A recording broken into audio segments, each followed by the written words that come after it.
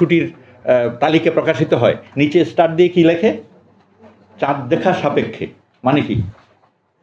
চাঁদের কি কোনো সাপেক্ষে আছে নাকি আবার? মানে চাঁদ চাইলে উঠবে, না চাইলে উঠবে না? চাঁদ তো এটা উঠবেই। কথা হলো আপনি চোখে দেখতে পারবেন কিনা। কথা হচ্ছে আপনি চোখে দেখতে যাবেন কেন? এই বিভ্রান্তিটা কেন? আল্লাহ রসুল বলেছেন। ভাই আল্লাহ রসুল তো তখন বলেছেন যখন আমরা নামাজও পড়তাম সূর্য দেখে। সো এই কথাটাকে বারবার বারবার আমাদেরকে বলতে হচ্ছে। আর অনেকগুলো ইনসিডেন্ট হয়েছে।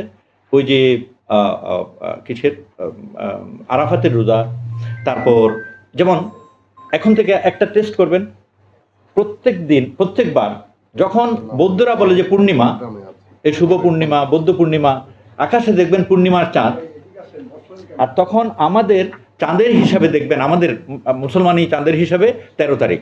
পাঞ্জাবের জগতে একটি বিশ্বস্ত নাম, শাবাব এথনিক ওয়্যার। চাঁদের বয়স হলো 29 দিন বা 30 দিন, 29.5 দিন।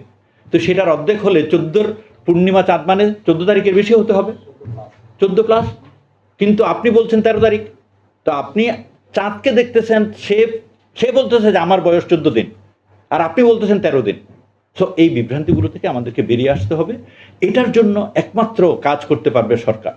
সরকার যদি বলে তো সবাই মেনে নেবে। এমনকি সাধারণ আমভাবে আলেমদের সাথে কথা হয়েছে আমাদের। আলেমরা বলে, স্যার এইসব কথা বললে হবে না, আপনারা আমাদেরকে সরকারি একটা আদেশ এনে দেন, কারণ আমাকে তো চাকরি করতে হবে।